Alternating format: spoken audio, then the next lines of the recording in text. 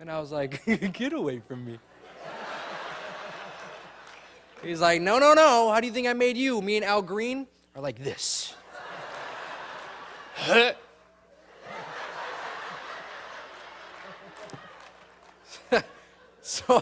So I thought about it. My dad's been married to my mother for over 30 years. He's had 2 kids. I'm going to defer to the veteran. He knows what he's talking about. So the next woman I was in love with and decided this was going to be the one, I was like, baby, I'm going to serenade you. Get ready. If you ain't ready, you better get ready. She was like, all right, here we go. I was like, yep. Now, here's the problem with that is I can't sing like Al Green or Marvin Gaye or Barry White. The only person I can sing like is a gentleman named Michael McDonald.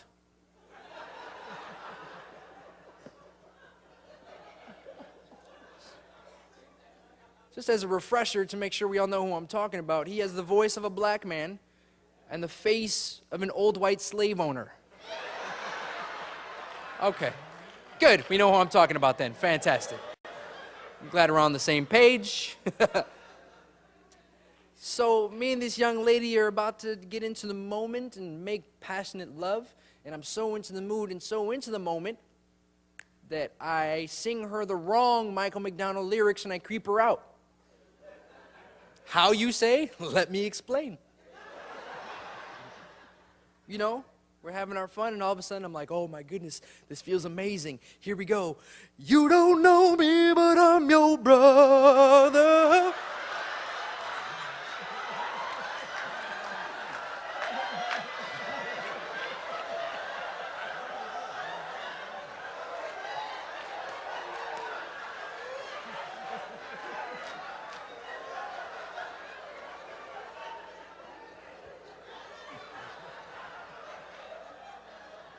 So we broke up like right away.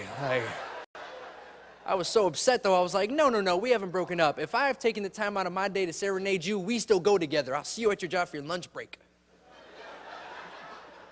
She was upset. She ran off to work. Now, the problem with that is because I decided I was still going to be with her, I'm like, I'm still going to show up to your job for lunch. But everything for the rest of that day was in the form of a Michael McDonald song. Very frustrating to people who don't know who Michael McDonald is. I'm driving up to her job. A buddy of mine pulls up in the car, with the car next to me. He's like, yo, V, what are you doing? Where you going? I'm like, nothing. I'm just taking it to the streets. I take off. He's confused. I get to her job. I start throwing rocks at her window to get her attention at her office. Like, babe. Babe! She opens the window very upset because I'm causing a ruckus at her job. She can get fired. She opens the window. She's like, what do you want? And I'm like, I keep forgetting we're not in love anymore. She's like, you're a psycho. Leave me alone. I keep forgetting things will never be the same again.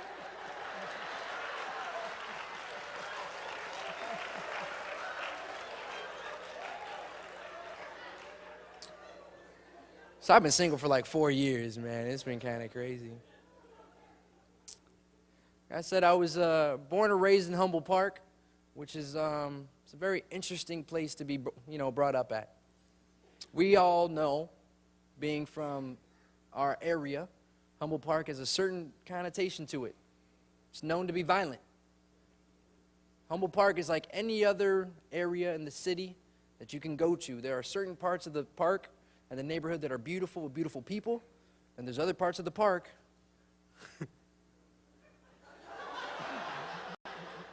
just don't do it, It's like anywhere you can go to. Now, being born or raised there, I never had any problems with gang members because my dad, beyond being, book smart, he wanted to keep me very street smart. He's like, you see a bunch of dudes you don't know on your side of the sidewalk, go across the street. I was like, I didn't know. I was like, but why? Maybe they're fun. He's like, no, they're not fun. So I had a buddy of mine. Now, I'm going to introduce my buddy into the story because he technically saved my life. Now, my friend's name is Ryan. Now, Ryan, I kind of question him on maybe what his preference is. Now, it's none of my business. You do you. I'm going to be over here. So we were having, a conversation, and he's like, Vince, where were you brought up? Where were you brought up? Where were you raised? And I was like, well, Ryan, I was born and raised in Humboldt Park.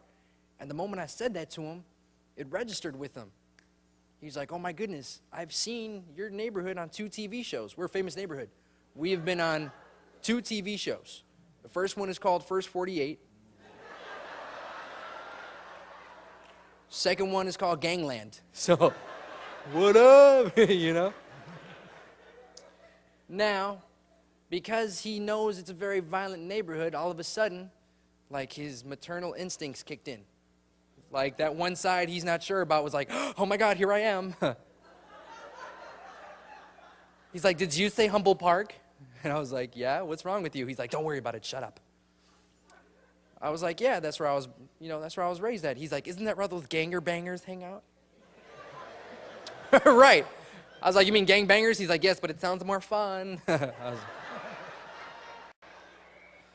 I was like, yeah, that's where they hang out, but if you don't mess with them, they have no reason to mess with you. He's like, well, I can't leave this to chance. I need to keep you safe. I'm like, all right, sissy, drop some knowledge. It's like, listen to me, gang members have one weakness and one weakness only. I'm like, well, what's that? He's just like, gay people. I was like, that doesn't help me. He's like, one day it will. And he walked off. I was like, you're stupid. 2 weeks later, I'm on my way home from a show. It's about 4 in the morning. 5 gang members run up on me. They're called Latin Kings. Now, I don't know if anybody here has ever had the pleasure, but they're not a happy bunch. And what's worse is they don't even like other Latins. Came up on me and they're like, yo, man, what's your set? You better throw it up before we throw you down. And I was like, yo, but you're my cousin. What are you doing? He's like, not right now. Now, being a man, like any man in here, I'm going to square up and defend myself. But being a Puerto Rican man, I fight dirty. One of these 5 gentlemen are about to get punched real hard in the nuts. So I get ready to go. And right before I throw off my first punch, everything freezes, everything stops, like the Matrix. Everything's on pause. And all of a sudden, like a little fairy, right here, I hear my buddy Ryan's voice. A little angel, like,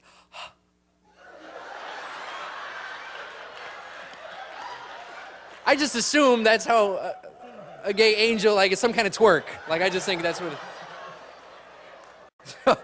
he's like, oh my God, it's time. I was like, who just let the dove out? What's going on here? And I didn't know what he meant until it was too late. I was like, oh, you guys are ready? You guys aren't ready? You guys are ready. You guys are not ready! You're not ready! Not ready for all this? Do you think you're ready? No, you're not. Look at you guys. Are you guys like a little boy band, a little group? You guys are cute. Look at you all color coordinated. Black and yellow, black and yellow, black and yellow.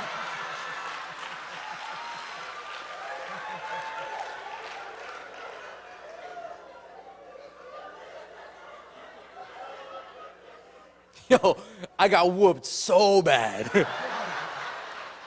They jumped all over me.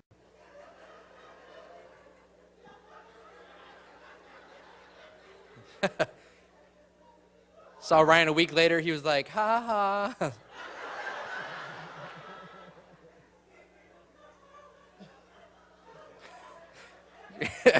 You guys are silly. So beyond Humboldt Park, I have a lot of family. I love my family because they're big and they're silly. Like, you ever just have like silly family that you stare at, you're like, yo, what's wrong with you? My grandmother, there's been a lot of grandmother talk here tonight. Grandmothers, make some noise. Are any grandmothers here in the house tonight? Grandmothers, make some noise. Ladies, let me be the first to tell you beautiful grandmothers that you guys have the most random knowledge nobody else knows about. You don't even tell other people. You're like, you'll find out on your own. You know, like, you guys are miserable.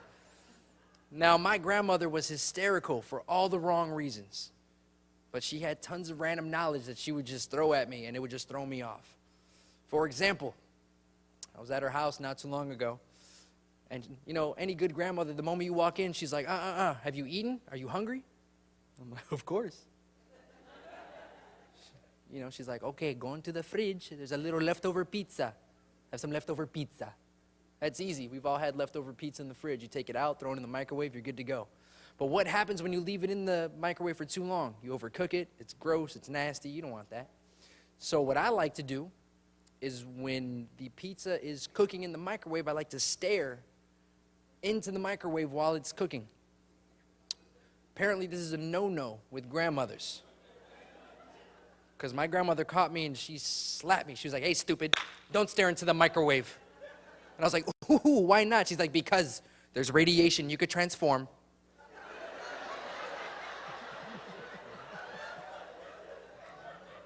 I was like, transform into what? She's like, I don't know, something stupid like your father. Get away from me. I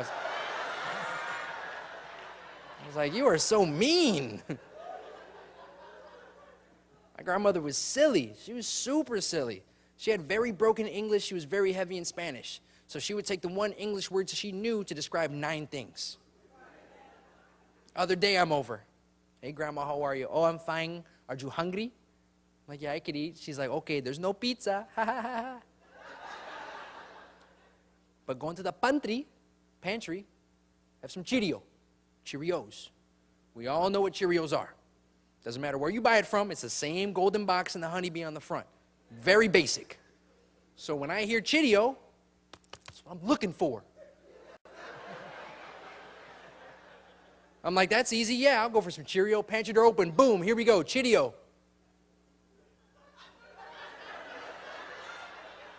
Cheerio. No Cheerio. And I'm like, Grandma, there's no Cheerio in here. She's like, I just so stupid. Look, Frosted Flake Cheerio, Cocoa Pebble Cheerio, Fruity Pebble Cheerio. It's not Cheerio.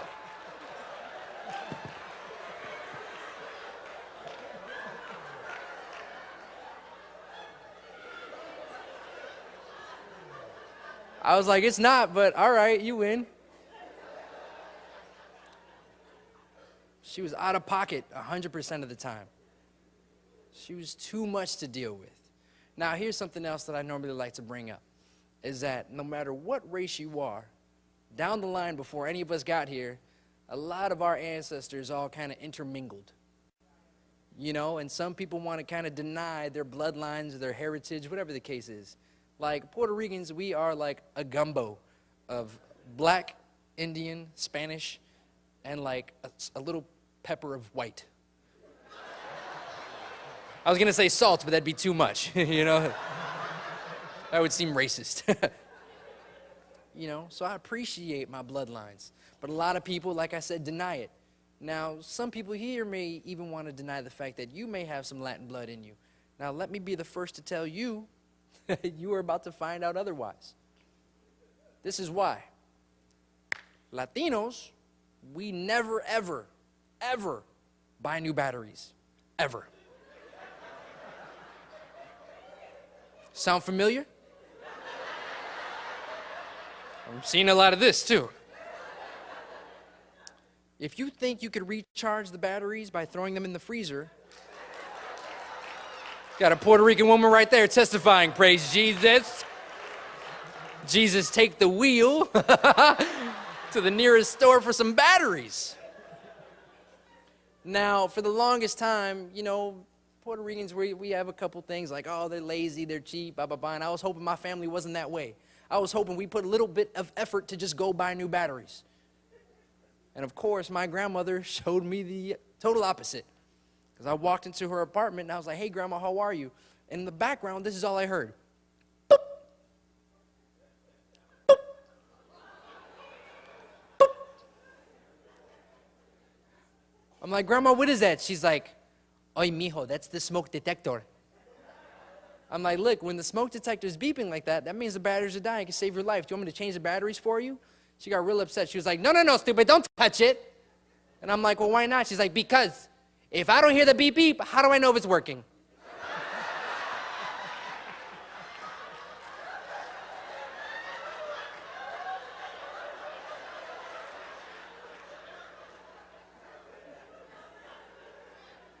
And she meant it. She didn't let me change them. If she burns up, she's on her own. Ay mío, save me. Can you hear the beep beep?